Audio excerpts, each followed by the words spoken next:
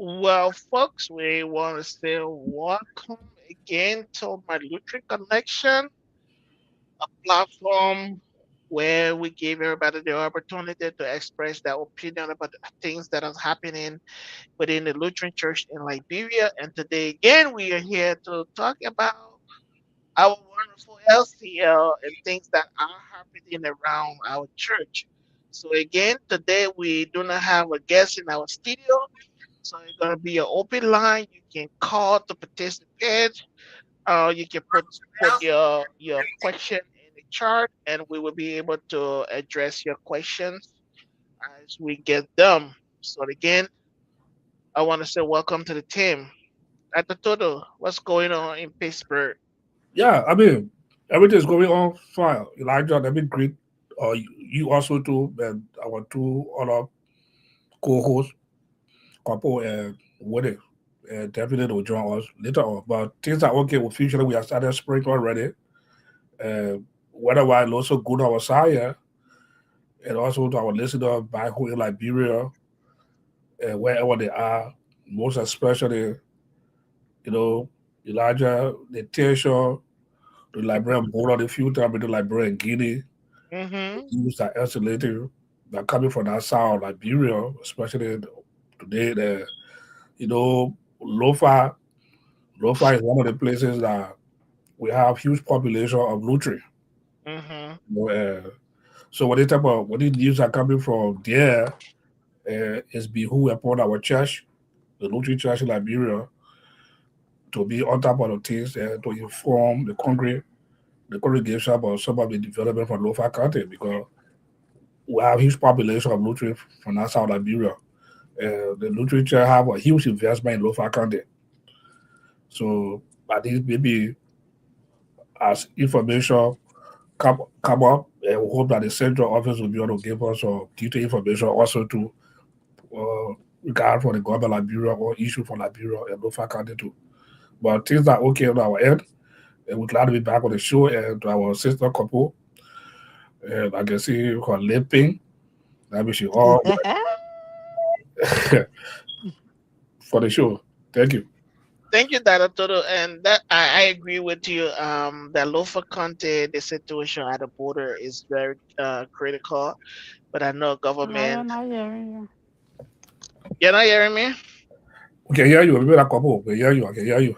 Yeah. Oh, I'm not hearing you. Are you hearing me now? I can hear you. I can hear you. Yeah, a couple was saying she's not hearing me.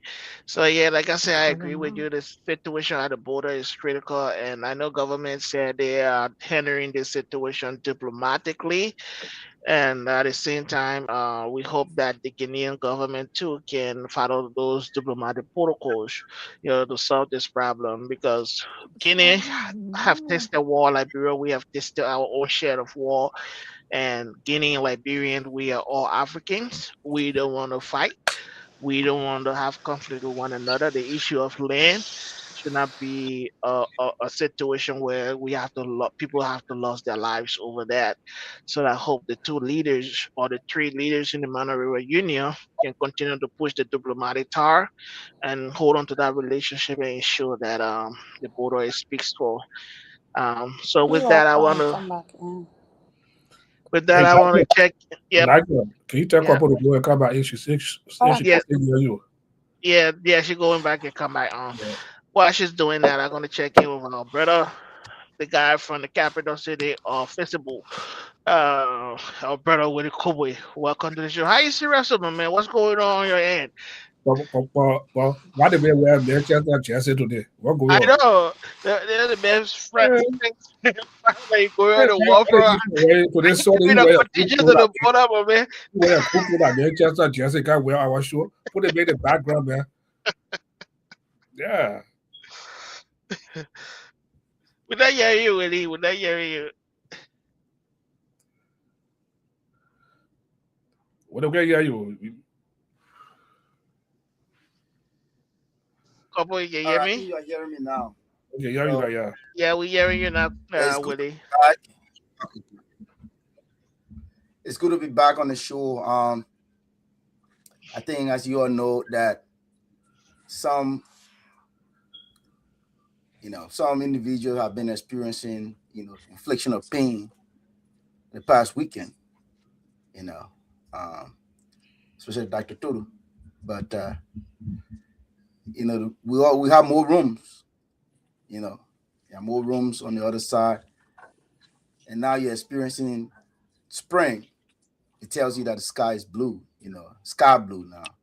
So I'm glad to be back. And I'm just hoping that I know we were all, having a little chat on the situation there in Lofa, where our church has a huge presence, and I'm hoping that, um, despite the political maneuvers with the presidents, I hope that our church can also reach out to her people, you know, reach out to her people to give them the necessary advice, um, so as to better guide themselves.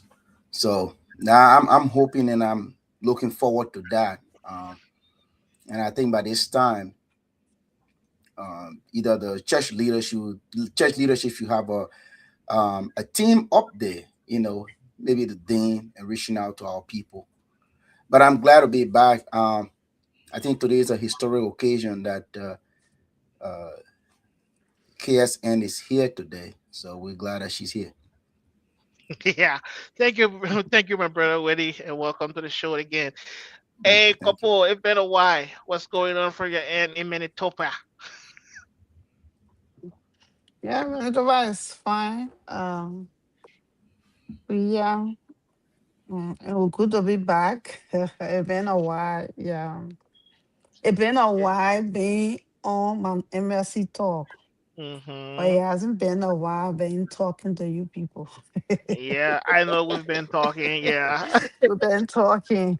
Yeah. Yeah, so I'm grateful to be back. Yeah, I'm grateful. And Uh, I hope and pray that I shouldn't go back. I shouldn't go back again. Yeah. I have come to stay. Okay. And Manitoba is okay today. We got a good weather. Like we in our spring, we had a rain like 2 days ago. We had downpour of rain. But now our street is clear. I have to say I never snow in Winnipeg. But guess what? It is Well, very flooded. The water is all around the place. When the snow is melting, all you mm-hmm. see is a lot of water or flood all around the area. But we are okay. Well, Family is okay. You yeah, I know spring started officially now. So we had our very big fair weather of winter, dumping of like 10 inches of snow on us in Minnesota. So, but the rain came and washed all of that away. yeah, So yeah, right okay. now, yes, can you imagine yesterday we had 77 degrees in Minnesota, and then this morning we got up to 35 degrees. so, so it's Minnesota weather. You can predict it, but it's cool and calm in Minnesota. We went to church, we came back, and happy to be on the show. So before we kick up the show, I just want to pick all of you guys, since mine and say, hey, what's on your mind? That Toto, what's on your mind? What you've been contemplating on? Let me just remind our listener today, we don't have a studio guest, so we're gonna speak about some things that are happening within our church. So we're gonna just talk about random issues here today. So you can also post your question and ask question, by calling in on the show or posting that in the comment section, and we'll respond to it as we move along. That total, what's on your mind? You know, gentlemen, and also not gentlemen, as the ladies also too. Mm. What is on my mind? The future of the Lutheran Church in Liberia, especially on our Bishop Pablo leadership. You know, and That's the a issue strong. of election for the next bishop.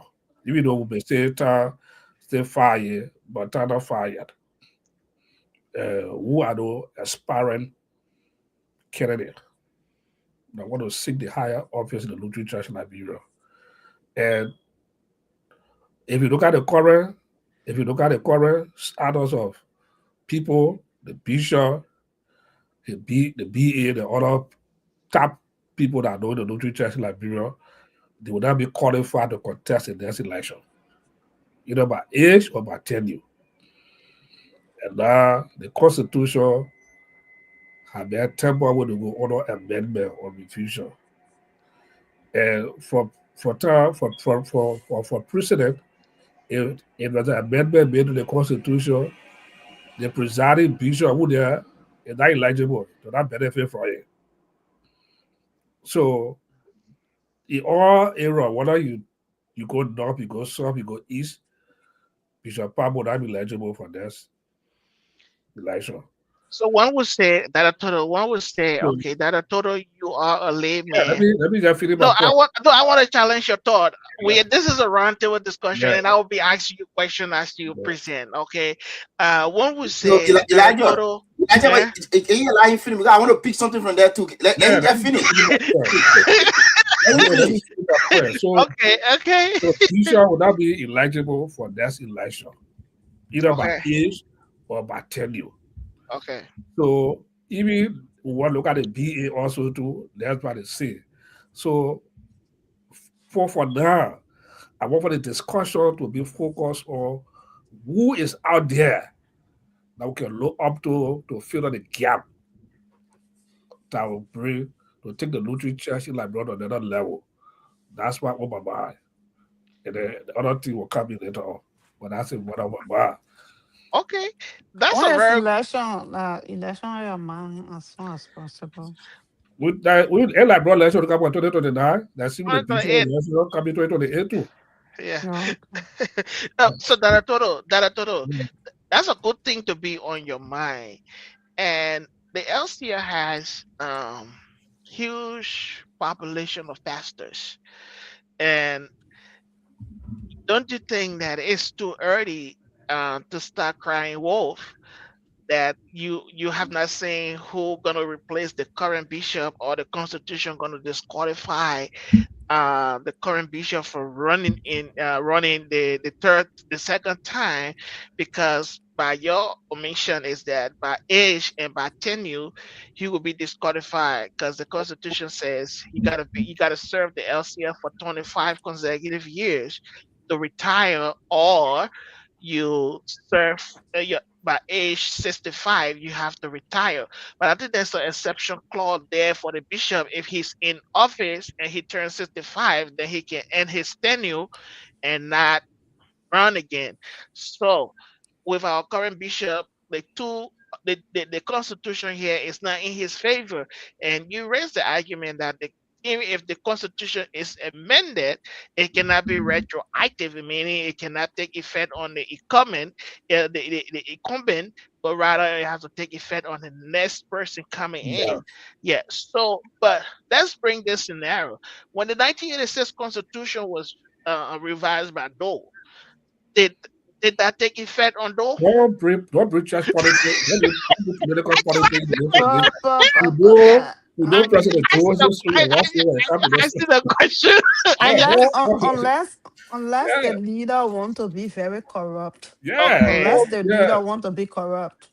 But if yeah, you're a sincere person, it doesn't take effect on you. yeah, It not at okay, all. doesn't. good. No, I, I, I, I just say can, that. can I just pick up from where from the point that couple made? Yeah. And it is very, very important. I like the fact that Dr. Tutu brought this up on his mind. Maybe we can spend the next 3-5 minutes on this, then we move on.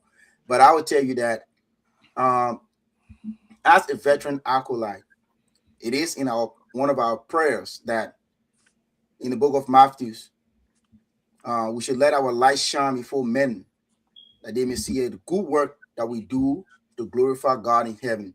Everything that we do as Christians should be a glorification to God. It should not be our actions should not lead people, should not sway people away from God, from believing in God, from worshiping God, from trusting in God. Okay, it is because of our actions that's what draw people to Christ. All Hmm. right, so that's why he said we should go and be the light of the world. the salt of the earth. Therefore, if the Constitution says that 65 years or having served 25 years, then you retire. Granted, if the person is in office, we ought to let that person complete their term. All right. That's why the Once the Constitution term is provide that. over, Yeah. right, then we look at the So the Constitution. Constitution does that grant No, that?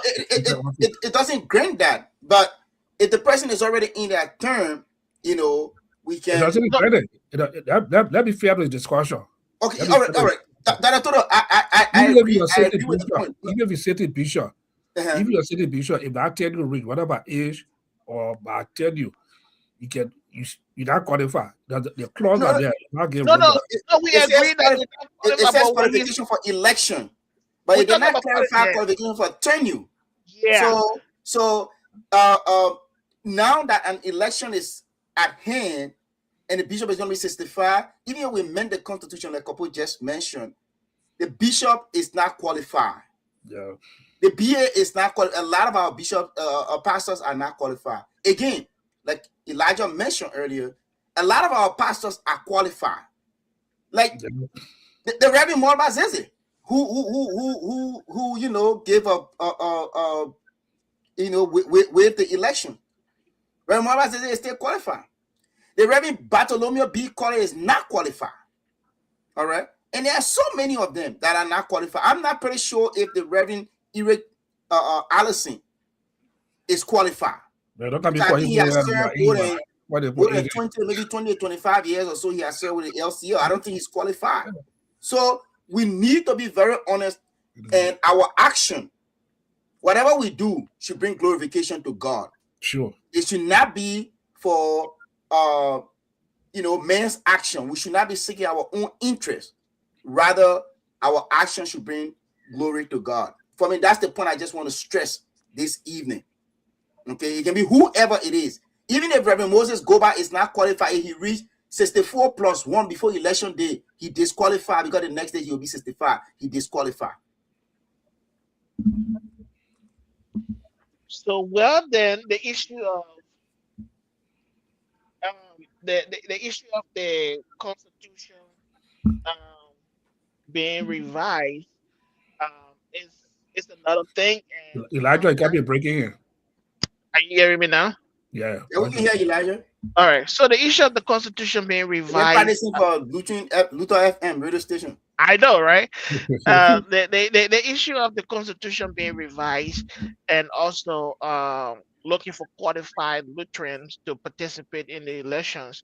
I think I think if I was the bishop going to this coming convention, I know convention is coming up in April. So if I was this bishop going to this convention, and I think this would be one of the things that we want to put on the table and talk through it at convention. And like when we spoke to Reverend Jesse G.S. King on last Sunday, Reverend King was very candid and said that, the Constitution is being amended almost every year. They amending the Constitution. Let the Constitution lie down a little bit and kind of relax and let play things out. But last convention, you guys were in Phoebe, you amended the Constitution.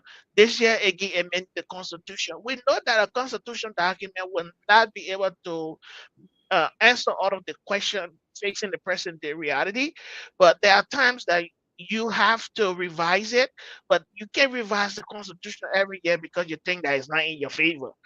So, and I think the current revision of the constitution is highly politically motivated, and certain people not seeing themselves in line with the current constitution, so they want to create an amendment that they will maybe take advantage of. And so that's the reason why when you hear me say the Constitution is not retroactive, but however, the 1986 Constitution was when it was amended, it was enacted on the incumbent because it was a military government and it was not a good leadership. So that's not an example that anybody wants to emulate. So we should not follow that route. So if we are going to amend the constitution, things that we're going to put in the constitution, these things should be things that will help shape the mission and vision and direction of the LCL in the future, but not to satisfy a particular candidate, position to be able to continue or to be able to contest the next coming election. So I think it's a good thing to amend the constitution, but with the implementation is another thing. With that, I don't know whether you guys have any other thing. I want to come up to my sister Yeah. couple. What's on your mind? We just talking I, about the I have constitution. some Elijah. I think I have a I 30 just minute on want to. that, 30 seconds on that, please, if you Okay. may. Uh-huh. Just 30 seconds on that, please, couple. Mm-hmm. Elijah, I agree with you. Okay, and one thing I've gathered since we've been having this conversation, I know always about the elections, right? One Mm-hmm. thing I've gathered, even onto the bishop assistant, the former bishop assistant, the Reverend Sakia Davis, and also I think Dean King. I want to be very, very careful in this. Reverend King is the I think Dean. All right. Mm-hmm. Everyone, if I listen to everyone who appear on the show, they are not showing any. There's a change from the past election to now.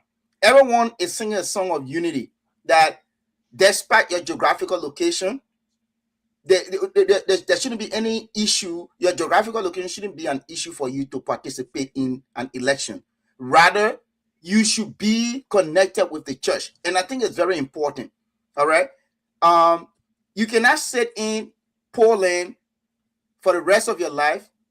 You are not connected with the church, but because you reside in the diaspora, when tomorrow is elections, then you go down to the country and say, you go down to Liberia and say, okay, because you have some resources that you can influence the election. I think that's wrong, and that's what I'm hearing everyone saying, that residing in your geographical location shouldn't be an issue. Residing in Guinea, in Sierra Leone, okay, once you are a part of the church, you are identifying with the church. When it's time for elections, there shouldn't be any issue with that. And I think that is a transition from the just ended elections onto now. Now, moving forward, this constitution revision, there's no need for us to revise this constitution. There's no need. Okay, there's just absolutely no need. Even if the constitution is revised, Elijah, you don't qualify. I'm just speaking on you, Elijah. Even Elijah, you don't qualify because you're in office. Elijah is not qualified. It is going to take effect on the next administration. So Elijah, your tenure is over. Couple has taken over. She now will carry on that mandate of the revised constitution. Now you, Elijah's in it. So I just wanted to add that point to it. Thank you, Willie. And through your point, you made mention of the location of a person or the pastor in the diaspora who wants to participate in the elections. When we had Ray Mackey on the show the last time, Ray Mackey, he struck a very good point. And we all believe that, like you and I, we are in America, but we are still participating and paying attention to the LCL. We follow the day-to-day activities within the LCL. We make contribution towards activities within the LCL. So even though we live in America, but we are still members of the LCL, right? We the people in Liberia, they are no different from no different Lutheran, or they are not more Liberian Lutheran than we are. So, like, if a pastor, you are in America and you have an interest and you want to participate, like the current they're trying to say, oh, you have to be you got to be present in Liberia from XYZ number of term. We live in a global community now, and the internet has made it very easy for Yeah, us, right? Reverend Mackey say my power BTV. Yeah, you got Starlink. Starlink is Yeah, affordable all over. So exactly. Yeah, you can say, you know what, Bishop? You can assign me as an associate pastor to the parish in Zolowo. yeah, Okay, you yeah, buy one Starlink and put it in Zolowo. You and buy yeah, one TV and put it in Zolowo. Every yeah. first Sunday you preach for America in I Zolowo. mean, look, I saw Yeah, Starlink today, $35 a month. Starlink. yes, you Yeah, know, so yeah, I it's don't think I don't change my location for my dog. I'm making noise. No Okay, worries. okay. Yeah, You why know, I kept on asking who so double packing. Yeah. so you do that thing. You preaching to the people in Zorowo every Sunday on the TV.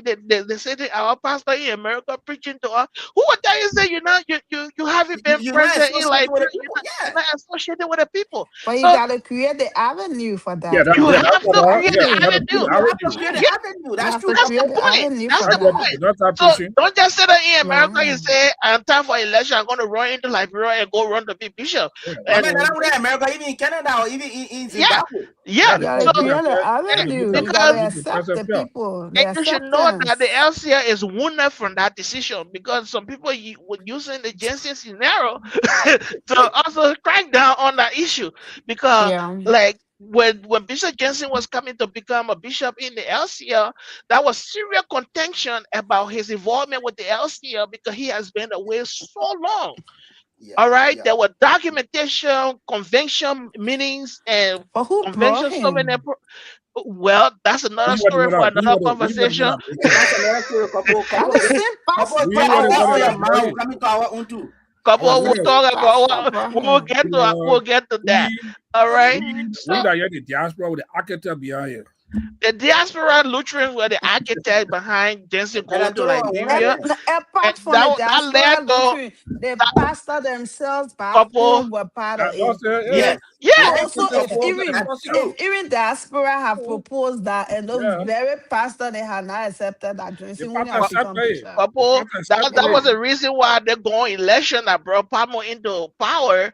Our diaspora candidate was badly affected by that. Yeah. But that decision that the diaspora Lutherans made by bringing Jensen to the Liberian people. So it's a serious problem and it has to be addressed critically as we move along. So as a pastor, you are in the diaspora, you want to be in the life of the LCL, you have to create an Mhm. avenue so that you can make yourself Yeah. visible to the parishes and people that you want to serve. So You that when got the it, resources along And available to you. and it is vice versa, right? The Yeah, pastor making himself available, LCS should also be there to accept those pastors that are making themselves yeah, available. that's it. The issue of acceptance should be there, right?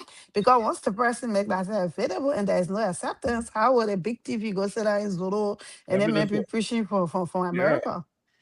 Mm? yeah. So the thing is a two-way street, Yeah. right? Mhm. It's a two-way street. It's just a matter of coordination Yeah, to you gotta. incorporate the people. Once you Yeah, accept to incorporate the people, then all of these ideas will come, or oh yeah, I Yeah. will be here sitting there and be preaching in Solo. Who knows? Maybe by this that's why Yeah. when I go to school, we will If you not be correct, I pastor. They I are the know. son, the one of another congregation. I've been preaching for years when it Yeah, yeah, because the thing I've is, been preaching. I've been preaching. if the current bishop does not make the environment conducive for people on the side of Yum, hot yum. you not just go to a parish and not resources to a parish or they approve for the bishop. no, no, no, you can't do that. That's what I No, said. That's what no. I Yeah, I said. would You say gotta that tell the yeah, bishop. The bishop gotta assign you because acceptance, right now incorporation, in I the gotta LCL, coordinate. assignment of pastor is based on the BNCEA. And that is Uh, what on my I mind. don't okay. That is think what's on my I don't mind. All think right, That's let's what's get on in the to my that. case Let's mind. get to that. That in the todo. case That just todo. before couple can be just closer with it. I brought Uh-huh. my point on don't rush me a little bit. Okay. Before to just add on couple point in terms of placement, right? Like you're Mhm. saying. When it comes to this type of case, there's a special case. I don't think the bishop is assigning pastors in the diaspora to preach to a particular area. If a diaspora pastor is led, you want to make the pastor led onto a particular congregation or that's a parish. I think the diaspora pastor all had to work with our local pastor and say maybe they can be Sunday. I want to bring the message. Those are coordination between pastors and pastor who to bring the message. That's true. That To a the total. Yeah, public. you should Does first that does express not need the bishop interest. approval? It does not need bishop approval. Is the bishop No. assigning you to a particular church that did that? But this is just the pastor to pastor coordination. Hey, but me, I want to bring the message to But you. it If requires it's Sunday. coordination. It Yeah, It requires every does. It coordination. does. And you yeah, can do pastor to it. You can pastor. do it in isolation of the Yeah, bishop. pastor to He can pastor. No. be in the I know of think it. I Yeah. think we pastor to pastor coordination. To do that. But couple can take All couple. right, couple. What's on your mind? Yeah, yeah, See, what's on my mind? The other day I saw in the chat room was so hot concerning the selection of our pastors to Mhm. our various parishes. Oh, Mhm. And yeah, I saw that a total opposing to that. I saw Brother Fala justifying why we should do this.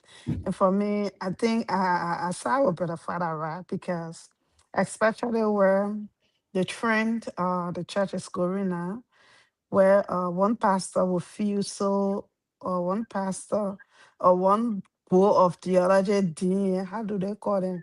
The bull, the bull, Bullshit. BMTA, bullshit BMTA. has the right or the power invested in him to just call a pastor at any time, and you just send him somewhere else, and you send another pastor there. If possible, the pastor that you are sending there, he or she doesn't even have a good working relationship with the congregation. But because the board has sent this pastor, and there is no way the congregation or the parish can reject the pastor. So I think we should be calling for our own pastor, but with the consent of the central office. There are a lot of policies we can put in place to select our own pastors. The bishop will still be there to supervise it, because I know, yeah, for our congregation here, our parishes here, we call our own pastor. We set up a core committee to get our pastor, and they are really screened. That Mhm, our last pastor that retired, he served 25 years at our mhm, congregation. 25 good years. Yeah, he worked along with the people. So once there is a cordial working relationship, a pastor of BMT will send a pastor, and the pastor is not working. The congregation, come to think about it. We pay our pastor. SCR don't pay them. SCR doesn't pay our pastor. Congregation pay our pastor. We contribute to Moravia District, to national office. We do everything for our pastor.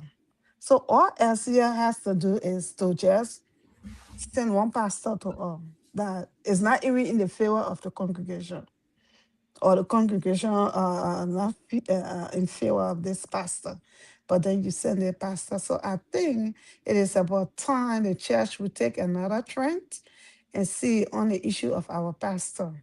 Let's see how we leave it with the congregation, we'll call our pastor. If there's a time free and say, okay, we allow you to call your pastor, but he served like 5 years, fine, then Yeah, we go couple. by that. But there should be a really procedure, there should be a structure put in place, not just a parish you just call, there should be a structure put in place in calling your pastor, how it works. And that structure should come from, they should work along with the bishop's office or the board of theology and the parish that is calling that pastor. That's very true. And couple, like I followed the debate in the chat room as well, and I think the proposal that Father was making is really unique and it's a good step forward.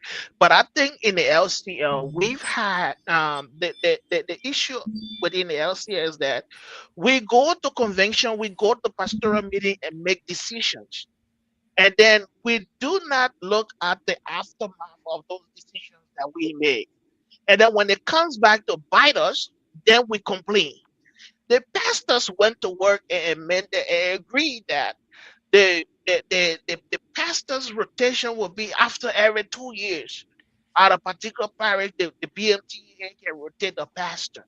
You don't make those kind of decisions because the BMTEA is not paying those pastors. All right. So if you put an absolute responsibility on the BMTEA to make that decision, and then when they make the decision now, and then you are comfortable in this parish, and then Bravo.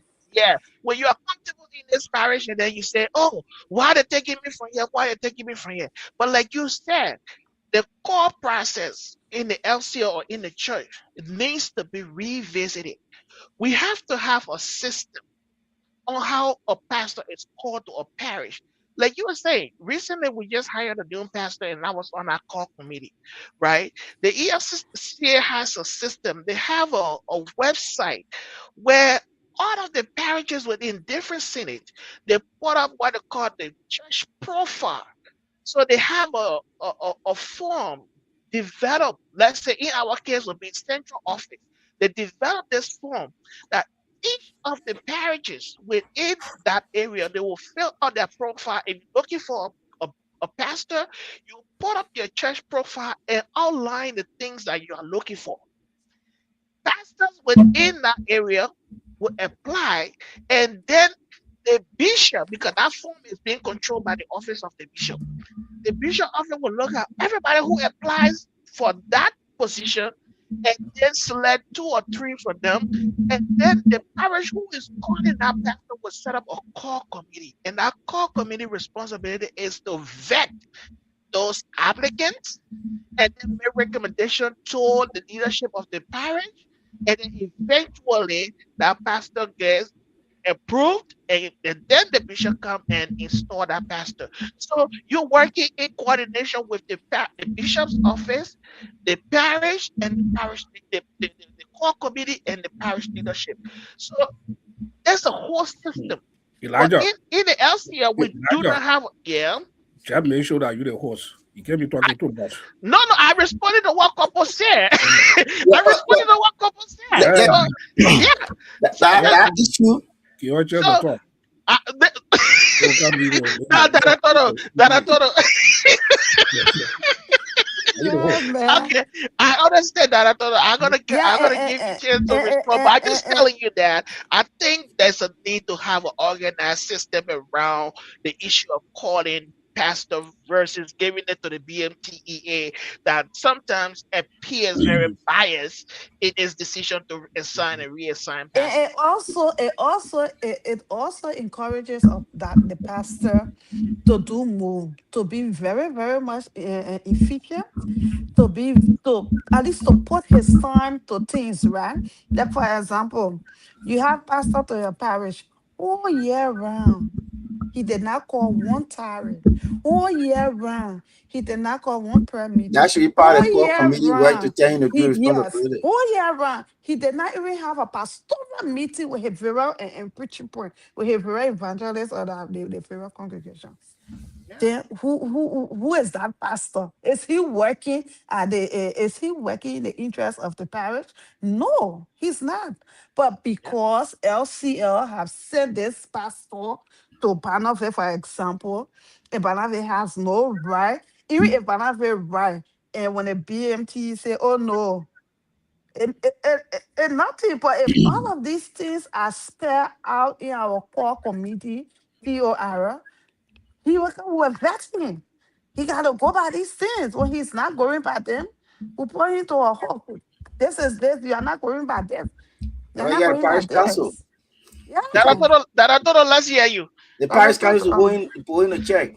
So, yeah, what's it? When it let's hear let's hear that I thought so what he was one of actually, the one person I want No, to, opposing what's this it here? yeah, idea. I want to know that rejected poor father or opinion when it comes to elected pastors, and you want to compare it with other churches like the Baptist Church and other churches. And the reason why we try to avoid this thing is to create a political or let's say fracture or fissure or It's still in the being. church. You know, we are seeing other churches where pastors are elected have pastors fought to the core Did he and say election? to have election where Did he pastors. say election? Yeah, he said election. He said pastors should be elected. Have pastors be elected at through election. That's what he said. And which I said no. Well, for the Lutheran Church in Liberia, we have we have a structure where the bishop appoint pastor to parishes. If a parish feel that a pastor is not doing their responsibility, that somebody that couple mentioned that organizing prayer meeting, trying to focus on the spiritual group of the church. If that pastor is not doing it, they have the right to reject that pastor. They can write the central office or the bishop and say, look, the pastor is not being fully or carry on the task of the spiritual aspect of the church. We don't want the pastor. If the bishop continue to force that pastor on the parish, they will see the point. But in terms of we can help to reorganize, we can do the structuring aspect, maybe make it much better, make it more transparent for parents to see the process and thing there. Yeah. That would be, yeah, that would be more helpful. Even Listen, even my Even church, parishes should even give input yeah, how they even want a yeah, pastor. that pastor, Yes. yeah, How what type so of pastor we want. yeah, and I don't know how they derive that 2 year rotation here because my church, my Zion Lutheran Church, that in here, our pastor has served 28 years. In fact, he'll be retiring now. He would have been retired for Yeah. 25 years, but we didn't have good replacement for him. So he been holding on now. They have somebody, the LCE have hired somebody good now. The person will be coming to replace him, but he been there for 28 years. And Mhm. and I seen church. So I don't know when LCE how they keep on that mentality For that I two thought years. we should, 2 years not sufficient should to rotate you. a pastor to Anyway, a parish. the reason why somebody did it or opportunity. Oh, because I'm in the big church, let me go see Peter, see Matthew, big congregation, Only the team care for themselves. pastor there, no pastor get it, go, he said it too, they want to go there too. They want to be up country, so that's the reason why they came up with that 2 year rotation, but I think it was a wrong.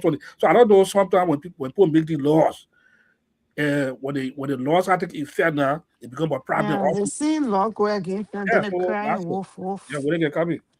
yeah, that I actually want to come in because I'm a little bit used on that. So to be honest, right, if we look at our geographical uh, uh, uh, uh, structure, okay, you see Liberia, we have urban and rural areas.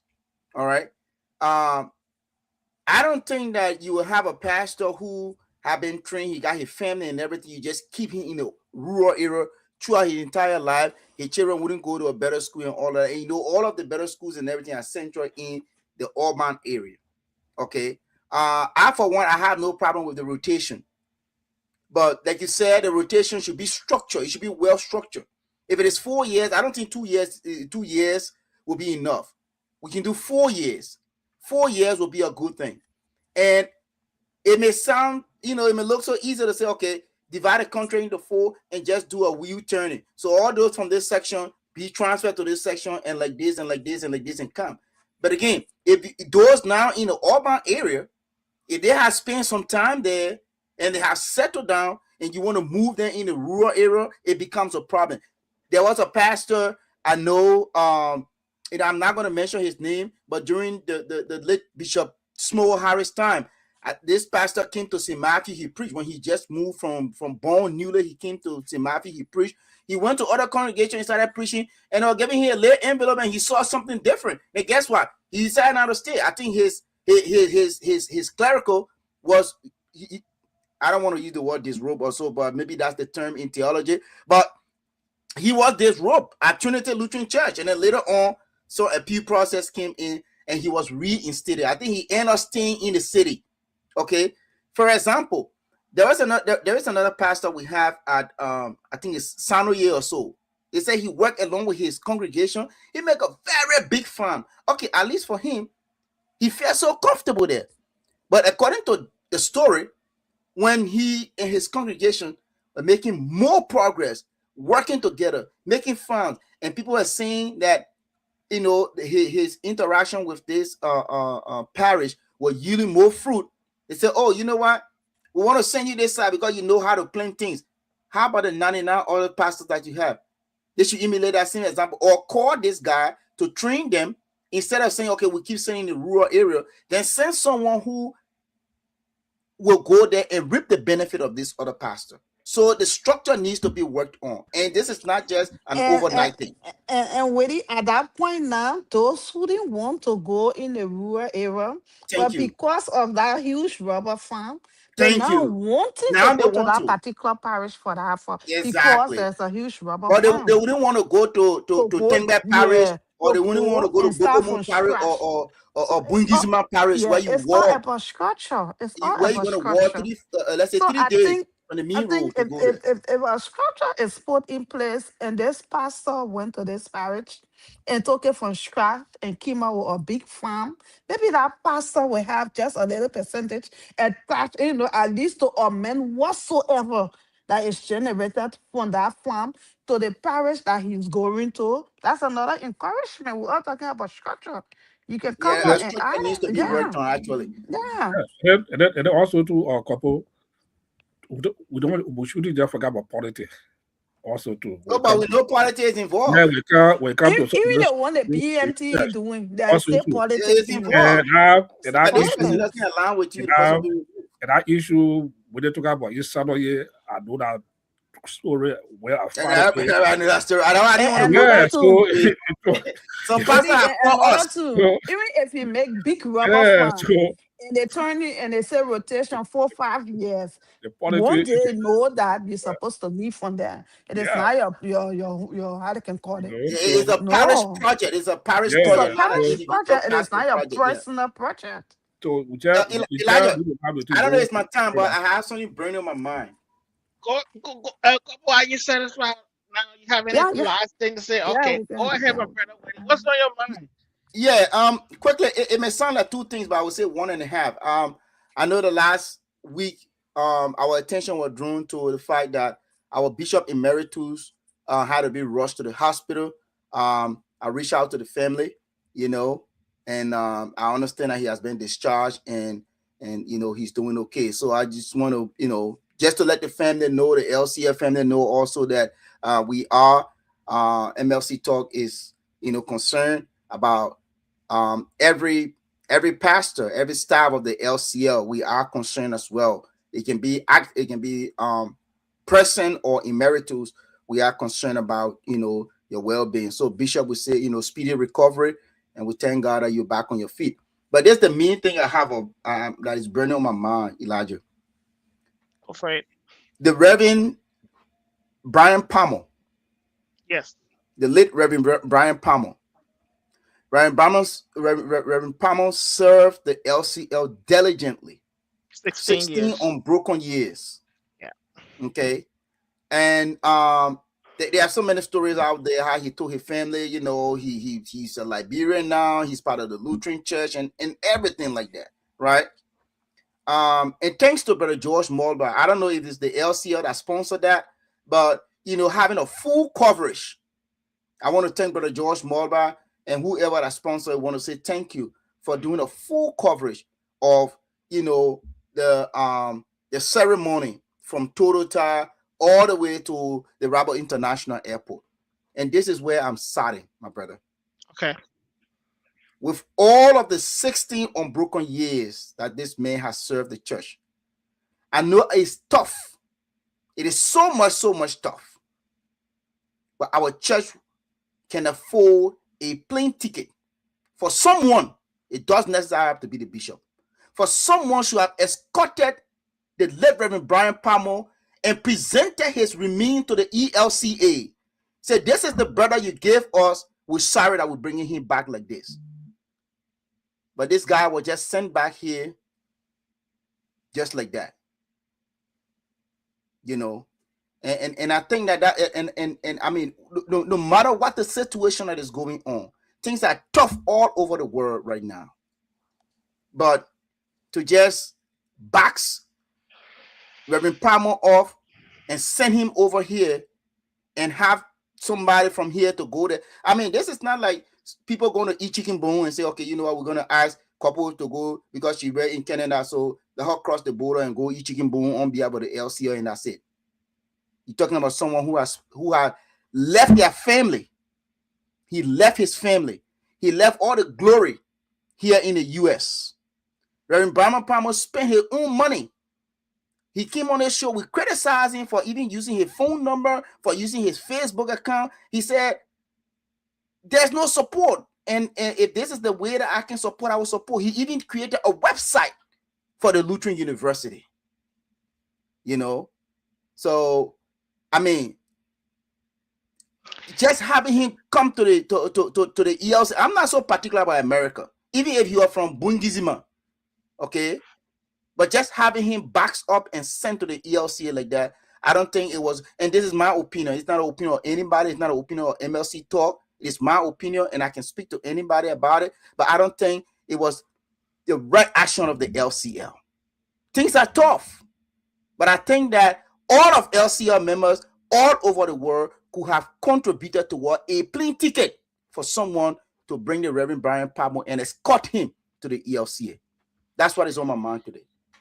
Willie, just when you kind of just spoke about this, it kind of just like it brings me back to some of the things that we've talked about communication within the LCL and administrative lapses and things that we prioritize within the church, because some of the smallest things that you will overlook can come back to bite you. And the Brian Partner case is just one of those cases. In the past, I got a story from the LCR, from a missionary from Germany who was serving the LCR. The person did not die, they were serving the school system, but they left. But the late Reverend Stanislaus' wife, the widow, they had a daughter that was has a neurological problem, and that lady has been struggling with that child over the years. And the little girl passed away. And this missionary from the LCO went over to the late Reverend Stanislaus' widow. And when the little girl passed away, and there was not a single LCO pastor there to officiate the interment of that child. And the lady witnessed that child being laid to rest by a Pentecostal pastor who is not associated with the LCO. And I'm told that that missionary cried Yes. and regretted why the LCO have to treat this lady like that. You know, so some of those things, and she vowed never. Like when she left, like there was some things that she said, and she's going to take it back to her church. And so some of these things that we see happening to the LCL, it comes from our own actions. Some of the little things that we think does not matter, it does matter. And if Brian funeral has been held in America already, even in the US, we don't have a representation at that funeral service where he's been laid to rest in Florida. I don't know whether that happened already. If that happened, who represented the LCL at that funeral service? Even though you guys had a beautiful send away memorial service for him. I remember when Bishop Johnson took office. I was in the U.S. back then. There's a long time serving missionary who passed away from Minnesota here, who was serving in the LCL. And Bishop Johnson reached out to me and asked me to go and represent him at that funeral. He sent his message to me, and I took it to that funeral and represented Bishop Johnson at that funeral service. And that's how you show to people that you care. That you care and you value the partnership that you share with these people. You don't want to care when you can receive, but it should be two-way streets. When I do it for you, you do it for me. You show empathy, you show sympathy, and we walk together in Christ and everything else. So I really agree to your point. And I think the LCL did not do well with that part of it. If nobody came with the body to deliver the body to the family, nobody represented at the funeral service over here, I think we have to rethink that in the future. Elijah, I know perhaps a couple of the other two will come up on this, right? You see, having a representation there, but the fact that this man spent his entire and the tragic manner in which totally, I agree. Totally. The manner in which he died. The manner in which he died. He died with no one around him. He died, he was hit. And I believe, the story will come up, but I believe he either went to do the work of the LCL or Lutheran University. This man had the Lutheran University to his heart. Yeah. And he was just, sent up here. Let's agree that perhaps, Dr. Anderson, Aliyah president, was asked to go and represent. But this is a different case, Elijah. It's a different case. No, I agree with you. You should have escorted this man. That's what I'm saying. Even if it is tough, the Loma man said, it can be read by all means. Yeah. We so all taking our $5-10 and thing and buy a plane ticket for someone to bring that body. There are other ways there are other ways we would have even done this properly to represent the LCL. Even if the LCL could not buy a plane ticket, you got, like we said, we all Lutherans. You got a lot of Lutherans here. Bishop, reach out to Aliyah. We need somebody at the airport from the LCL, representing the LCL, to receive Brian body and turn that body over to the LCL and his family, to the ELCA and his family. Like, it will be the same as somebody going to the funeral service to represent the LCL, you know. So, Yeah. And like, we should have done you, a dignified yeah, transfer, yeah, all of that. That's what I yeah, do. Yeah, yeah, yeah. But yeah. Jennifer, let So me the issue is about communication. The issue is about prioritizing things. The issue is about reaching out when there's a tragedy that has happened and explore other options. But if you have leaders who don't communicate properly and they have monopoly over knowledge, some of these things falls in the cracks, and when it comes back, the ramification, it becomes really bad, and it has a adverse, effect on everybody in the church. so let me just throw light on that aspect. You know, first of all, we don't we, ju- maybe we may be probably or speculating. We don't know if there's a communication that was held between the ELCA and the ELCA. You talk We about agree. uh you talk about Brian, you tell me whether somebody will come or would come. Uh I think I have very high regard for the LCA in terms of their leadership structure. Looking at the type of person Brian self, especially living in a remote area, place like Totota, uh, when the accident occurred, he died. It's sad. But overall, for me, I think there was a high level discussion that was held between the Lutheran Church in Liberia and the ELC and his family, and maybe some modality were put in place. Maybe we need to try to engage the Aliyah leadership and see if there was some more communication that's in the church. Let me just share the experience quick. My church, Zion Lutheran Church, we we affiliate with the church in Tanzania. So a missionary from our church here was in Tanzania. He died in Tanzania, and they brought him they brought him back here, and the funeral here in our church here. And there were Tanzanian citizens from all around the U.S. that has some relationship with this missionary, also the Lutheran Church in Tanzania. They all came in Pittsburgh for that gentleman funeral. It was a very big funeral. People came from all around, to attend his funeral and to see how he impacted so many people's lives in Tanzania. And the same thing can be related to Brian's funeral also too. And not just when we family, we have Lutherans here in the diaspora, especially Aliyah Burn and Brother Organization for Lutheran here. I think they also should be plays a meaningful role in this process. So I don't know if there's a communication between the Aliyah president or the leadership of LCA, but sorry, but we have to change our mentality, how we deal with the type of thing. What would they just brought up? The way which it was handled. Some representation should have been, some organization, could have been put in place to deal with funeral, homegoing, all the things. But maybe they'll come out to clarify some of it. And this is will continue to speak about the PRO and about the Lutheran Church. It's very weak. It's weak. They need to rather do more how they communicate. I don't know the bishop, personal secretary, George Moruba, responsible for communication, or the Lutheran Church general secretary, Kedor, responsible for communication. They just became, they are very quiet, mute, and you can't even see their fruit. So it's Yeah, very sad. yeah. So, hold on. Arturo, Oh, wait.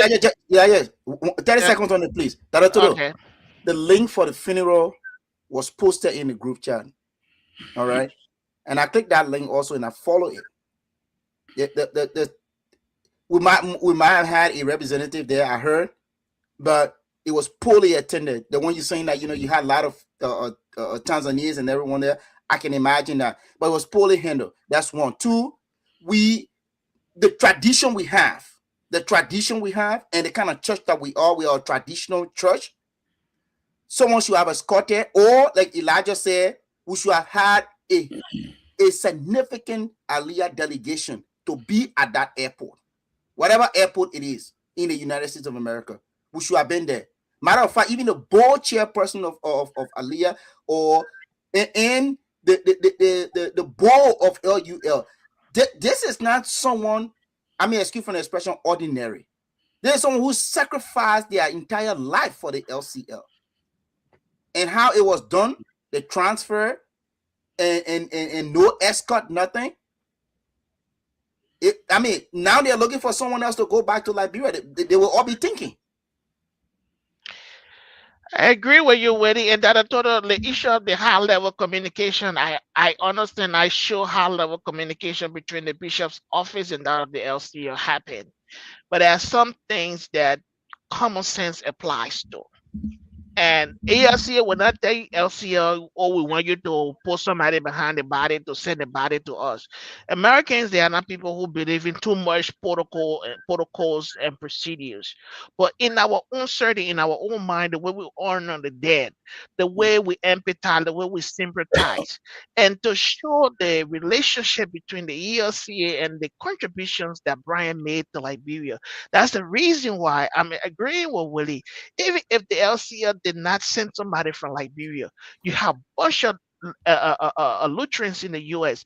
Whatever airport that Brian Body arrived at, you have Lutherans living in that state. So if we had an organized communication going on and say, hey, from the bishop's office to Aliyah, we send in Brian body, but we need a representation at the airport to receive this body and turn him over to the LCL and his family, making a statement on behalf of the LCL to the family. That would show some level of dignity and gratitude to the work and life of this brother. But in the absence of that, you just box him, send him to the airport, his family comes and get his body and then take him to Florida. I think there was something that was missing, but I think we can learn from this and try to make it better in the future. That would be my take on that. Yeah, yeah, So, yeah. so Yeah, I want with to give that, my little thought on that. go ahead, couple. Yeah, like you said, we should learn from this. Yes, we all should learn from this because it scare people away. It really scare people away, especially where when you have committed your everything, right? To this church, and at the end of the day, yeah, it happens like this. Even if it were, if even there was a high level conversation between the ESCA and LCA, still somebody should have escorted that body. Even if that a person, I know when LCA want money, they will read all of the parishes and they will get it. When they want money, once you send a circular, they will get our money. That the Luqua money So will if raise that that 10,000 in a heartbeat. if that oh yes, if that circular had gone to the various parishes, something would have been done about it. So that time, So who would we have raised that can money to buy that plane ticket? y- Yeah. And even yeah, even the pastor of Total Time Mission say go yeah, alone. You go know, along. A one Yeah, person from the LCA. yeah. Like you said, like we all say there should be a lesson learned. We should Hmm. pick up from here what happened to the Reverend. We should take that into serious consideration. Yeah, we should take that into serious consideration that next time we should put our all into it. Yeah, the ceremony back home was okay, but at least a person and the communication between Aliyah and LCA should have been very, very cordial. Yeah, that people should have gone to that airport. Thank you, couple. That's Willie, my thought. before we can go, before I can come with what's on my mind, we want to go Oh, you ahead do and your what's on your mind? no, Like your feeling, the like flow your can be feeling hard on now. your Yeah, mind. they host the topic in the thought. They say, Like your I see. yeah, okay, I was yeah, just copying the way you guys are saying. Hey, Willie, let's go ahead and recognize our viewers, and then we'll come back Yeah. and get my what's on your mind. Yo, I tell you about right. Yeah. Yeah, we have our brother Royal Jerome Jala. You know Jerome Jala, he is he said, yeah, happened last Sunday in Lent. Jerome Jala, as we all know, the former president of the NLIF, and he's always he is Very really committed follower, yeah. committed. Our sister Marlene Mulba Kekula, we want to say she's there in Minnesota. Our Yeah. sister Dedesona, as we all know from Banana. I mean, I got a big announcement. I'm not You gonna can mention go two to people. Matthew again. Oh. Two people. I didn't want to say it, but anyway, she's watching from Bannersville. Yeah. Yep. Our dear brother Sister Goya, the Sister Goya from the Nima Lofa border. He say, I understand the campaign. Some of the Unrestrained reasons why campaign are some of the reason we elect unqualified leaders and end up. disenchanted members. Oh my gosh. He's asking a question. He said, by what measure will you I matter with determine you. the involvement in the church? Involvement in the I church. think we spoke about it. We share several ways in which people can be involved. When we mentioned the TV being in Zulu, he said, "Now Zulu is you go to do that." You want to pick on the leader there. But I don't know. He said I should go to a hometown. But Samoye is there in Zozo. Elijah, I don't know what he was referring to though. knowing the status of the earth. I- I'm a little confused on that. Yeah, I don't know what he was referring to. He was the Lutheran version of. That's what we talk about. Bishop Jesse, Very Jesse was the Lutheran version of ANC. Oh, is it? Good evening. It says Comfort Sakui. Good evening. Comfort agrees. She says she agrees with Kopol. This will also help Pastor develop and upgrade himself for the work because it will be a competitive selection process. There's a need to revisit the structure of pastoral assignment or pastor's assignment. For me, the 2 year is very limited. I agree with you. 2 years, maybe we can say 4 years for pastors to achieve a tangible achievement in their parish, their assigned parish. The Reverend Small Pew Koko. Kokoro, the Pew. What about dream about who to do that? Oh, just so FYI, he has been assigned in total staff with the Sunday school program under the tree UTT. Yep. And at the same time, I'm doing some work with the Lutheran University. Honor the what? The Honor the Tree. Under the tree program. Yeah, okay, UTT. I'm going to charge you for contempt. It's an LCL program. Oh, it has been in the Yeah, LCF. The Reverend Romeo Moma, was the past director for that program. Thank you. And Reverend Romeo Moma now is assigned in Zozo. Okay, that's good. Because I'm going to charge you for Okay, honor the trespassing. tree. Sis Comfort says that the process to be transparent, and she also priority is the key word, Elijah. That's true. This is sad. I know it's very, very sad. This is our sister, our own sister, Royal Nipe Jawi, Real Nipe G. I shouldn't get in trouble. I almost got in trouble. Reverend Kennedy will call your line. Reverend Kennedy G will call your line. That's what I'm saying. Our sisters, when they are named, I think we need to be very, very, very, very careful because one other person by every time missing the name up. So You have to call the last day. You have to call your last day, the hotspot day. Yeah. Royal Nepe Chawechi. Henrietta Mator, we want to say thank you for following there in Liberia, and also our Reverend Edwin Flomo, he's following us from Totota. Totota already on top to die. Yeah, the guy is on top, and watching from the comfort of CB1. Cabral Estate. Oh, I get more confused again. Hold on, CB1. Which code name is that? Cabral Estate Oro. One who Cabral Estate. Yeah, that's Oro. Yeah, but that's it. I had a big announcement.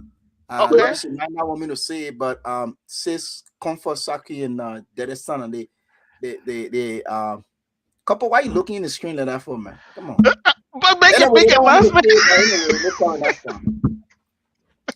Make the announcement.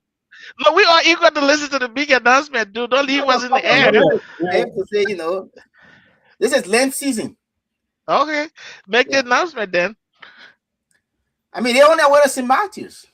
Oh You're yeah, all right. that's the Okay, one no that's problem. They take you transfer to St. Matthew. That's this good. point of view. All right, You're all all right, right. all right. Thank you very much. I want to say thank you to all of our viewers. It's always good to have you guys on the show on every Sunday. And the Now Toto, you comes to looking like you what's going what's on my mind. Well, for me, I want what's on my mind is the Thanksgiving service for the bishopry for the kids that were drop against the bishop. And then the communication, the way the communication was sent out by the administrative secretary to the bishop. My first concern here is that we're talking about communication, calling for a Thanksgiving service for the equator of the bishop.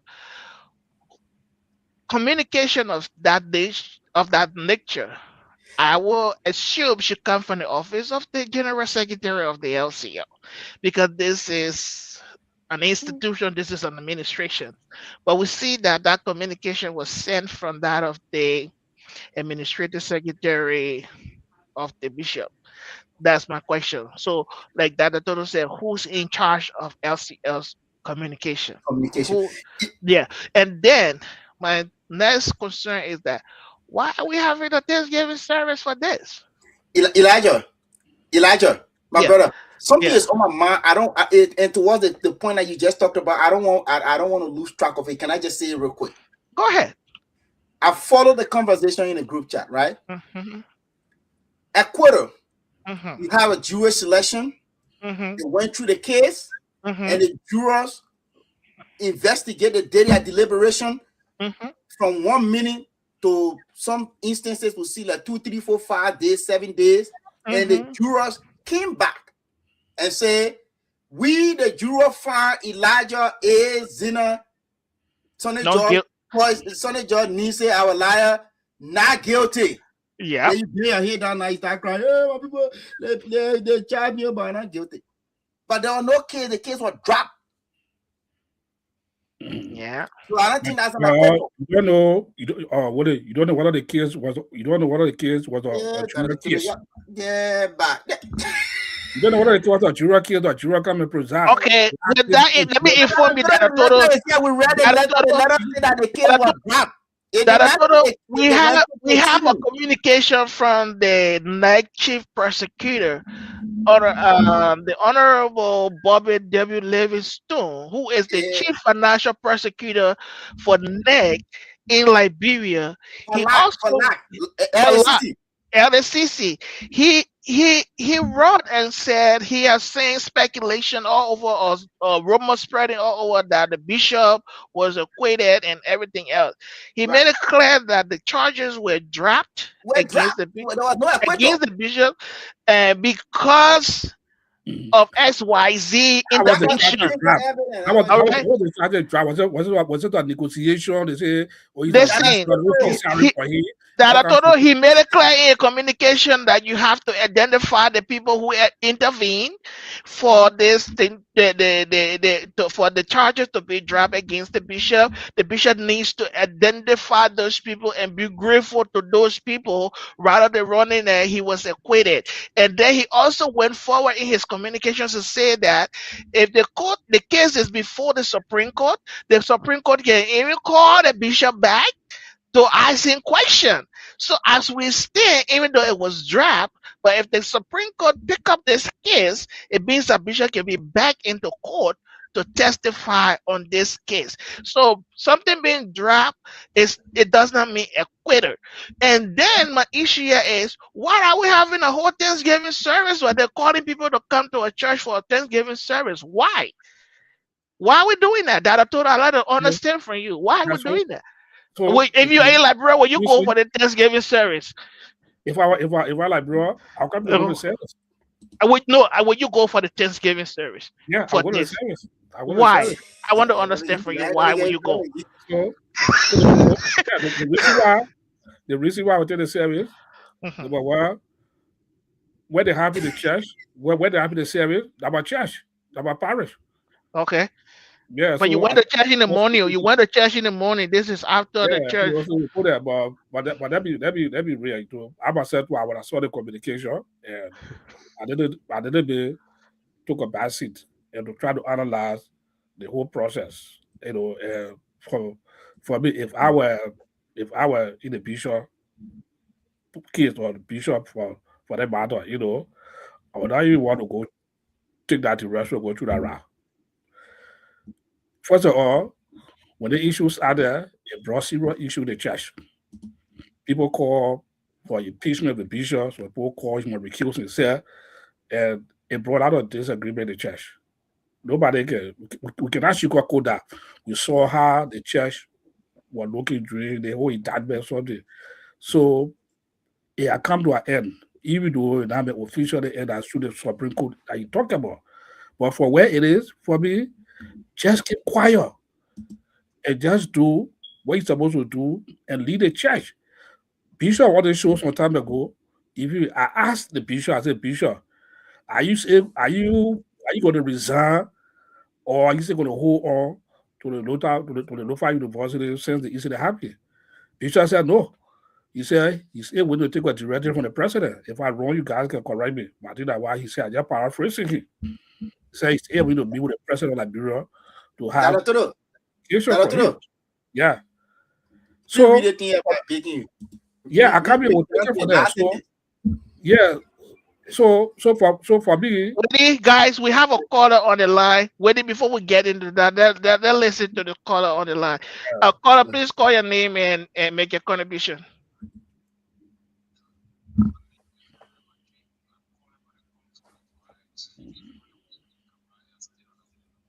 we can hear you.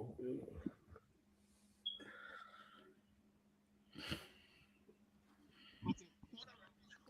Hold on, Reverend. I hear you. Let me disconnect my.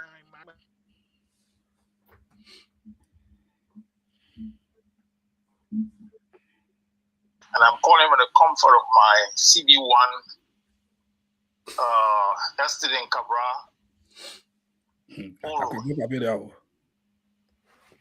Go ahead. They're hearing you. Go ahead, Reverend. Welcome to the show. What's your contribution?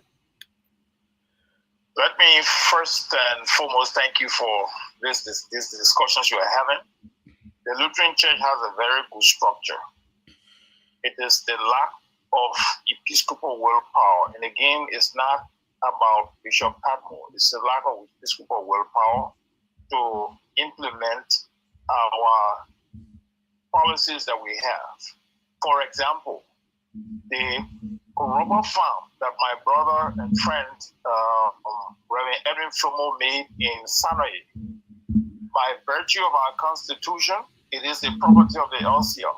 So we made a proposal that you have a contractual agreement with the parish on a tripartite basis to tap the rubber, certain portion for the parish, certain portion for the LCR, and certain portion for the tappers. When you don't have a willpower to implement that, it doesn't mean that we don't have a structure. It's just lack of willpower. And we have to be clear on these things and very strict and honest with ourselves. We're very honest with ourselves. So that rubber farm is there in Sanoye, it's not being used.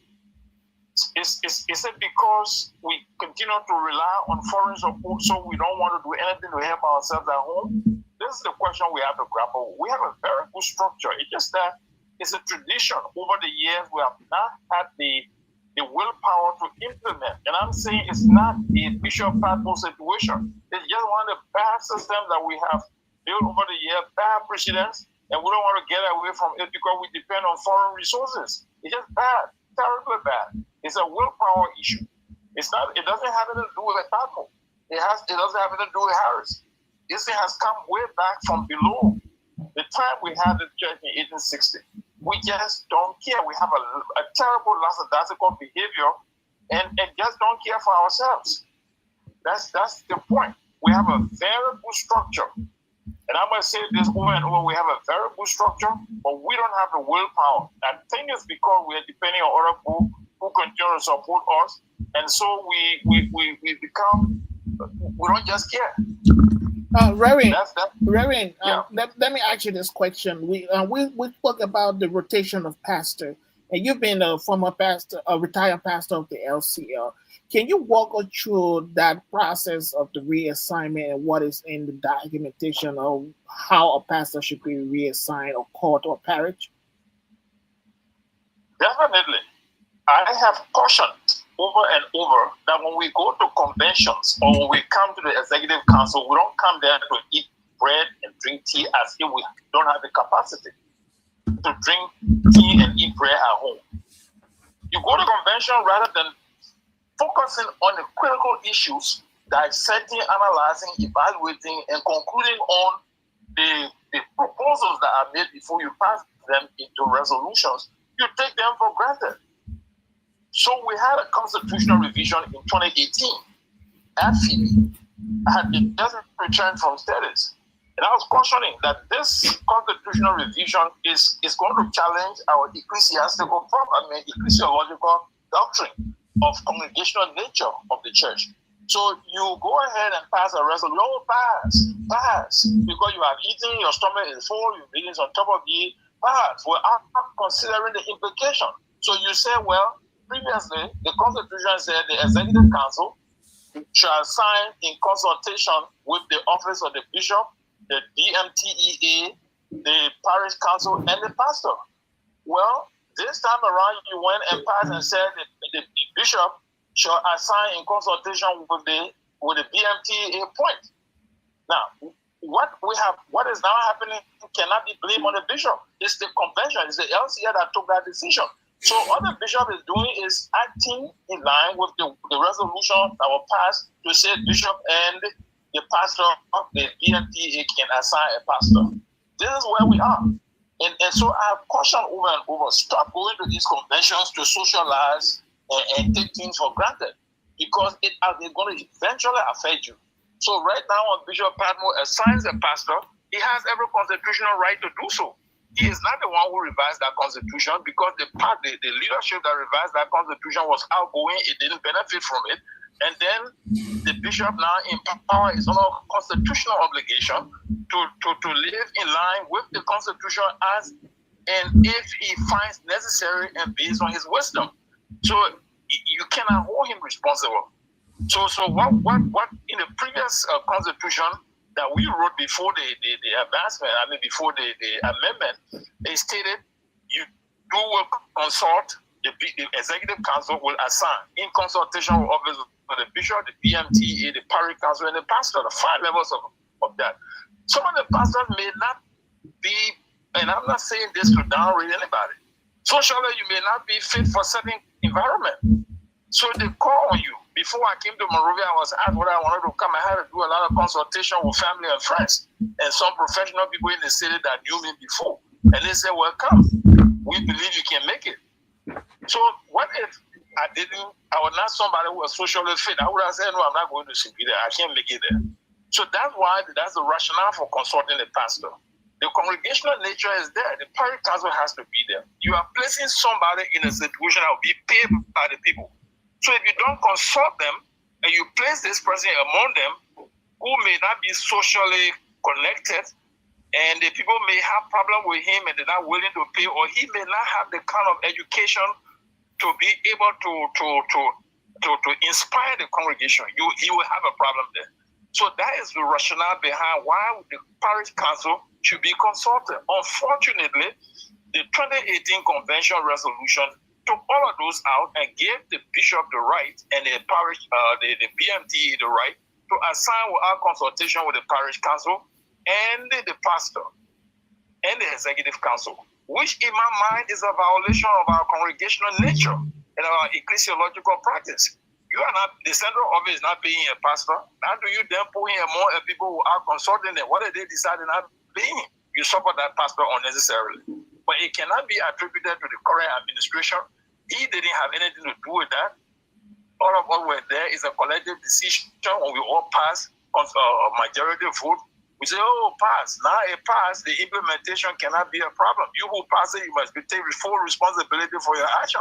And that is exactly how this transfer is going on. You're hearing all this noise. And I've always said to them, you are the convention, the largest, the highest legislative decision-making body of our church. You are a lawmaker. don't go there and be eating and drinking and dancing around, drinking water. Let me be clear on what I'm saying. And drinking water and dancing around. Then at the end of the day, the people of Bokomuna are not properly represented. The people of Bukulu are not properly represented. The views and aspirations of the people of St. Matthew are not properly articulated. Barnaville doesn't have a way to argue because you have betrayed their representation by going and not arguing. You sit there and you take everything for a joke. Maybe your son is not a pastor, your nephew is not a pastor, so okay, the pastor let go there and pass it. They will feed the win. I mean, I'm just saying in my work. So when you ask how to walk you through the assignment process, previously it was 5 levels consultation. Today you don't have that 5-level consultation. You only have 2 levels by the 2018 revision that say you might assign the pastor, the bishop, and the PMT should assign people. So all the noise you're hearing, I want to say to you, you need to do research on it.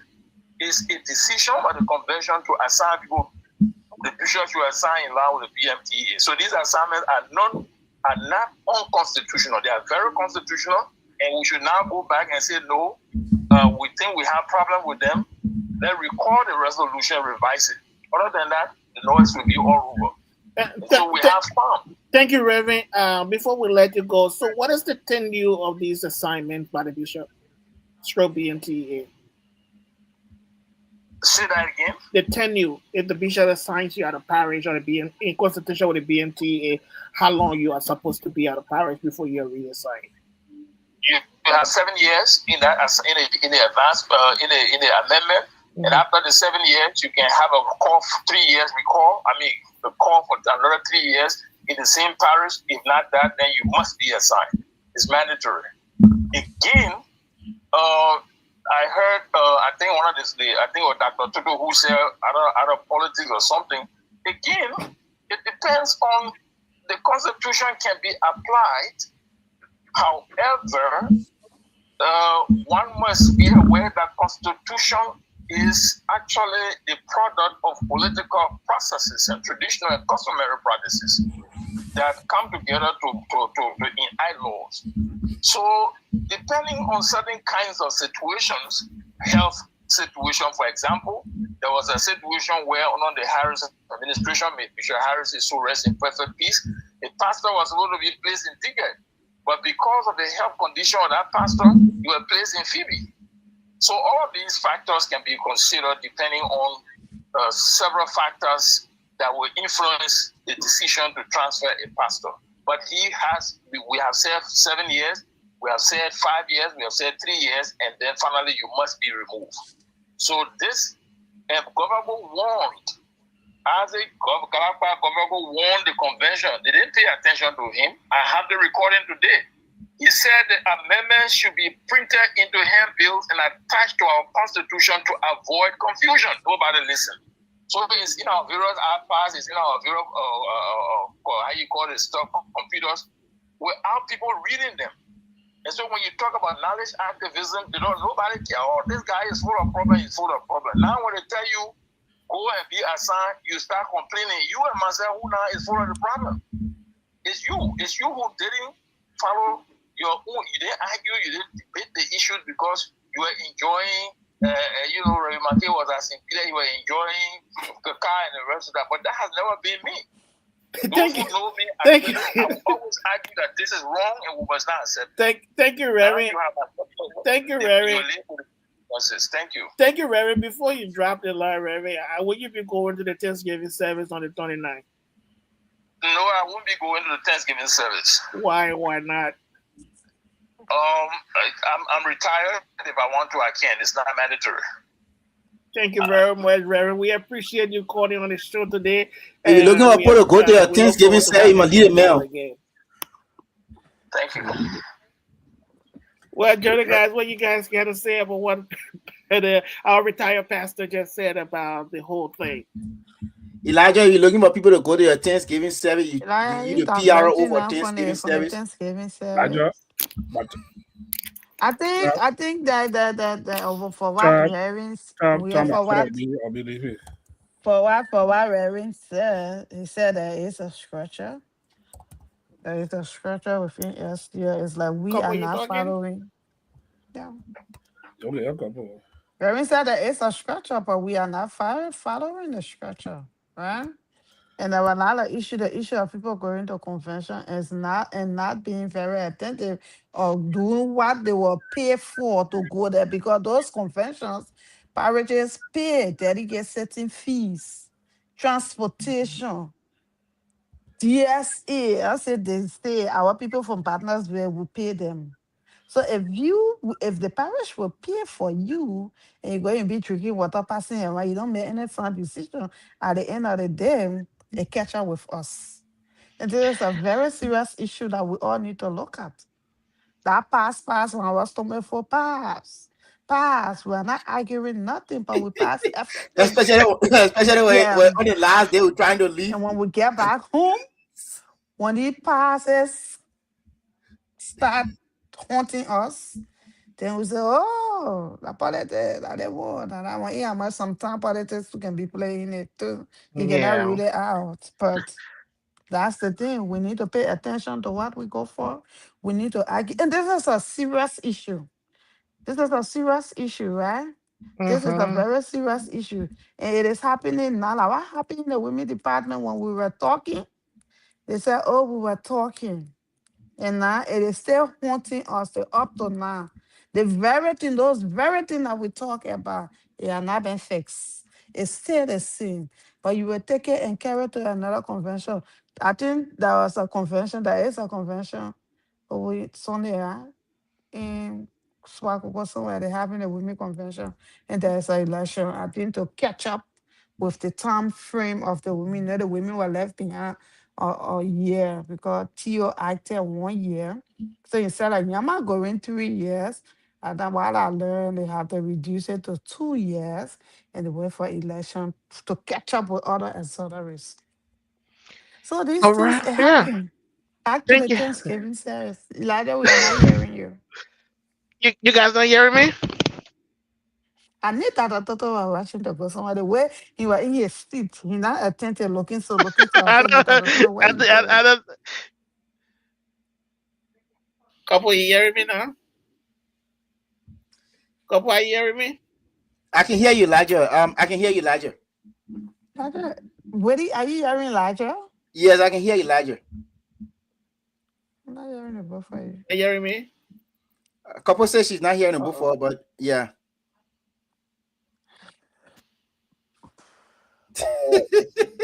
And never Jawa ain't to be saying pass. It'll bring the food and the finish because never ain't to be in the kitchen. It will bring all the food. We saying pass. Pass. Pass. Oh man, that you know, man, I think my mind Don't way play back. about my sister, my man. Especially when we're about to No, leave the convention. you know Pass. what? You know what? I think Larry Monkey was very right on some of the Yeah. things that he said. When we go to convention, we take pleasure in the social aspect, Mm-hmm. and Then we what are we so go there for? impatient to discuss the core issues, and then we Yeah. get past. And then when those things comes back to bite us, then we say, and, "Oh, and, and you know, especially those who are, I'm not being disrespectful, right? But this is how I feel or yeah, how I think, right? hmm Especially our legal people. Our hmm legal people should be the one in the convention to help us. But yeah, those are the people who are just hmm yeah, at the end of the day we leave for them. yeah." One going on the tree. Mm-hmm. Mm-hmm. Okay, What what going did on? that get You want back to to? see the camera? That get back to When I the say see the Thanksgiving camera, but see service. what To the what the guy need the Thanksgiving camera to that, see the camera? No, to the when did that get back to Thanksgiving, the to the Thanksgiving Thanksgiving spirit? service, Elijah, there is something that there was something I pick up from Go ahead. you. You said one thing again, you said another thing, right? From the beginning of your Thanksgiving, what's on your mind? Concerning the communication, I wrote it down. You said the communication should have come from the GS, right? Yeah. Then going on, you said But why are we inviting? Why is it this LCL thing? This is not LCL thing. The fact that it is not LCL thing, the part that communication, it shouldn't even have come from the General Secretary's office. It shouldn't have come from them. So this is not an Because come LCA to thing. think about this is not LCL thing. Why would Okay. you put on LCL letterhead? Putting it on our letterhead means it lays on LCL thing. If the very has the Because right the church was not to taking the be. code, right? The church wasn't taken to court. It was All the right. bishop who was taken to court. So I will use our letterhead to do a circular for a Thanksgiving service. Don't get me wrong. We're But not stopping. couple, Yeah. let play devil advocate here now. You Hmm. use the church, you use the church facility, you use the church facility to call press conference. And Yeah. it was the GS who called a press conference after, you know, after several calls, right? A cry, outcry, and the GS called that meeting, and it was the GS who were presiding over that meeting because the bishop had, you know, turned over, and the GS, I believe, is the second man command, and correct me if I'm wrong, he was presiding over that meeting, you know, at the LCL guest facility or the LCL big hall. I don't know what's the name for, what's the term for in the LCL hall anyway. But you know, the facility was used, Hmm. and yeah. So, I mean, using the letterhead now, I mean, I don't know. Elijah, inside out. I know. No, I know you Anyways, inside out. You been here either. You inside out. the Thanksgiving is not mandatory. I think so. It is No, it's not. It's optional. not. It's not mandatory. Yeah, It's not. it is optional. Mhm. So you leave it with people to attend it. Those who want to attend, they attend. the bishop of my own Mhm. papa. So I got no problem against the bishop having a Thanksgiving service. I hope nobody take Yeah. this differently. I just gotta thinking like I want to understand why we having a Thanksgiving service within the LCR because the thing is Thank that God, thank the you church was now. never indicted. We're having a The church was Thanksgiving not taken service. to court. Nothing happened to the LCR. The only thing is that the leader of the LCR went to court for a whole different institution that he was representing in that court. So being associated with the LCL, the members of the LCL had to cry out loud and say, some people say, Bishop got to resign, Bishop got to do this. So since his charges were dropped against him, that's his personal victory. And it's not the victory for the LCL. I think that's a victory for the bishop and his reputation being protected out there. And it brings pride to us as Lutheran. And if he called it for a Thanksgiving service at Peaceful Lutheran Church, that was what I was like, okay, from the onset when this happened and when he stated, we had all stakeholders within the LCL, they were concerned everywhere, Yeah. meeting call. So why this time around, since you already got this victory, and now you want to call people to come and have a Thanksgiving service, now you have your administrative assistant to send a cycler letter to people to come for a Thanksgiving service versus the official communicator of the LCL that is being paid to communicate to the wider church because this is a And No, not, no. church-wide communication. Why should Elijah, it be from the assistant to the bishop, not the general secretary? That's my concern. Elijah, and couple quickly, right? I don't listen. I I think, don't understand when last I saw the official office communication to the LCL from the bishop office that was done by Sis Mahalin Kekula when she was administrative assistant. I've never seen a communication come not, from a what we desk was need this to, from the money LCL. position? yeah, The administrative assistant? we Yeah, need to invite that was Sis the same The Marlin. bishop, bishop, bishop Bishop Harris, secretary, and right? that of Bishop Jensen. We need to invite Sis Marlin again. Now, this is the thing, right? Let's kind of look this way. We look the other way again, right? That I mean, again, I will go back to the Loma man's saying, "The place is not dark, Elijah. Now let me begin. We all The place, there's an okay. elephant. No, I'm telling you, my man. No, Loma is so sweet, my man. People can use all kind of parable and things. Now let me begin. The place is not dark.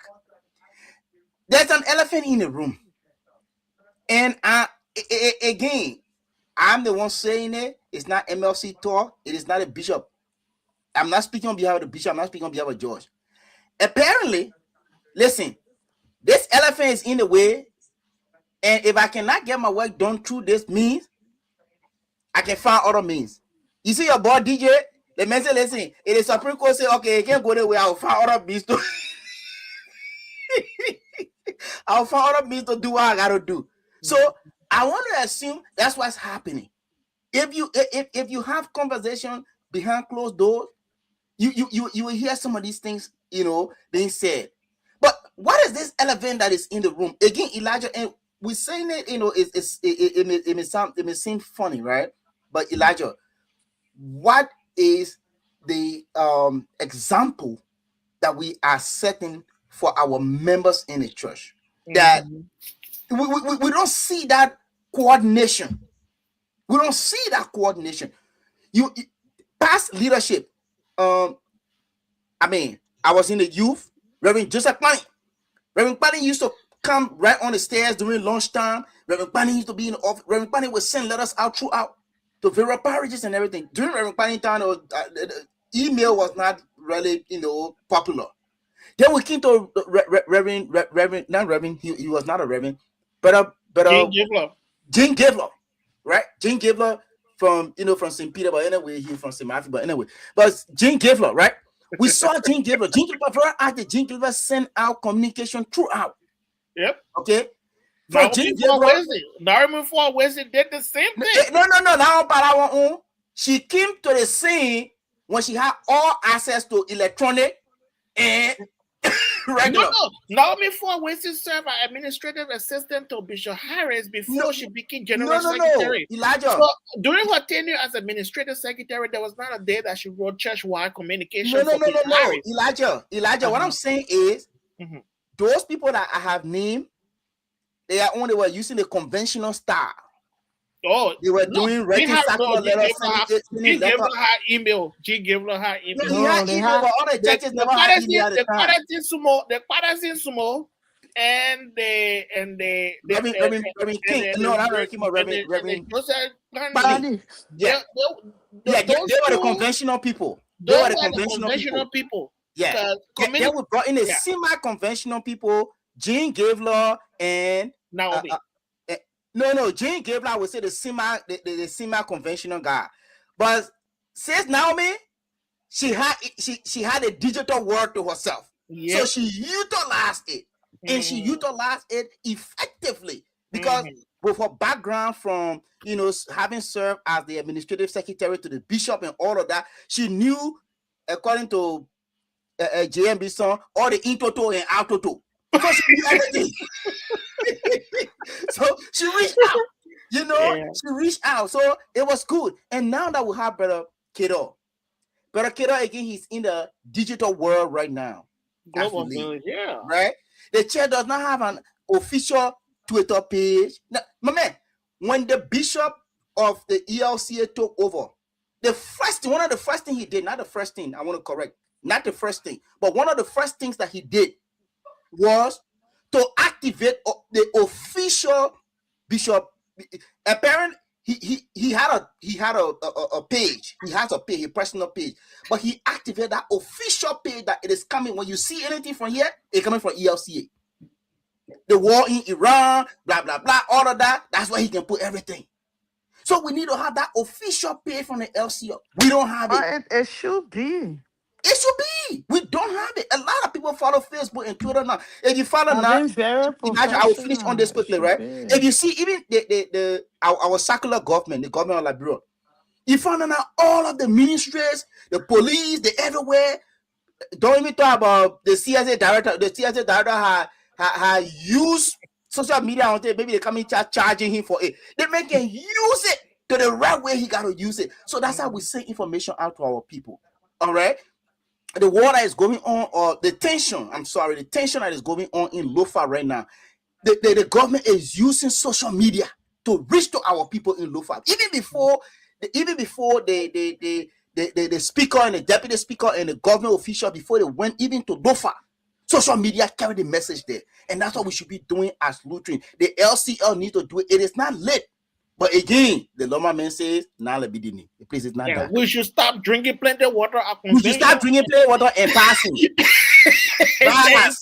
pass.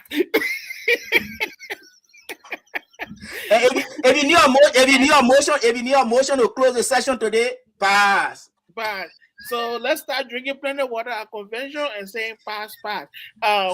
Guys, every long room gotta come to an end. Let's go to our closing statements and then we call the show to an end. Elijah, I mean, actually, the month of March, this month of March have been very, very much entertaining. I'm sorry that I had to miss one of the shows, but since we started this year, I think it has been very, very, interactive, and we really been sealing down. We have had some good guests coming on our show. Even without guests, we had some entertaining moments. Talking about our roundtable. Bringing that back to the show. So, great job, Elijah. And maybe you want to talk about it that for our turning cycle, Elijah is going to be turning over now to our, our Iron Lady on the show. And we're I'll looking be the month of there. February. When say, man, I do my yada basa homo, then last month I had done. Yeah. So yeah, Great show, man. Great show, Elijah. your closing statement, couple. Oh, yeah, Elijah, thank you so much. It was a great day. Yeah, a great show. Yeah, much as if we sit here to explain what is on our mind, we won't leave from here today. But little, gradually, say, like Kevin King Allen say, lipe. Lipe. Take it So, there, little bit, eh? mhm. So we'll take it one at a time. LCI is our church. We cannot go nowhere. When I mean I can't go nowhere, somebody say I'm gonna go to my house much, but I'm not going there. That person not talking. I feel telling you I'm not going to my house much. I will be in the LCI. Too sweet.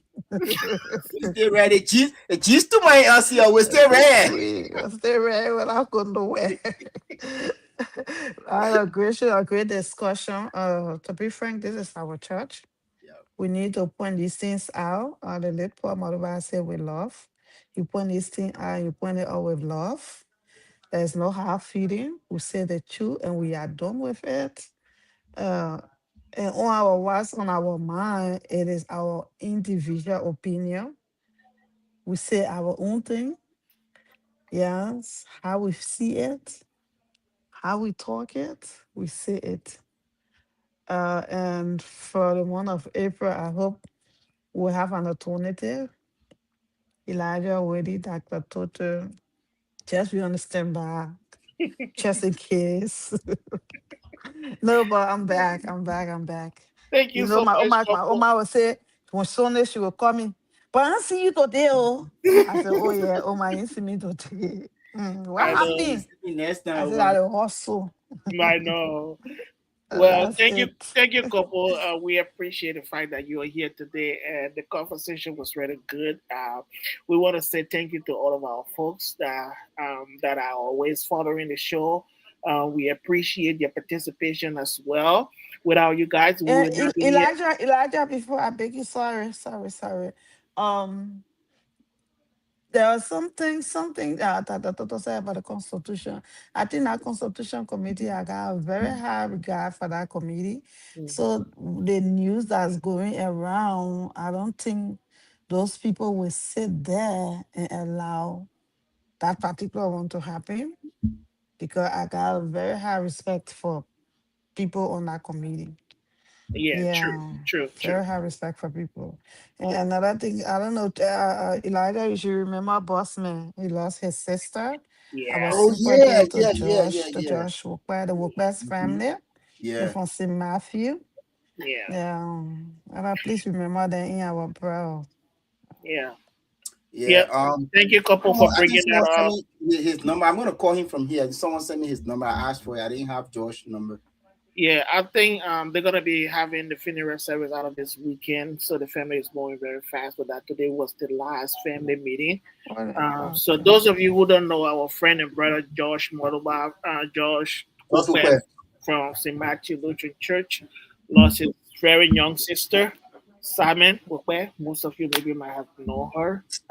So please keep the family in your prayers as they go through this time of mourning. We want to express our deepest condolences to the family as well.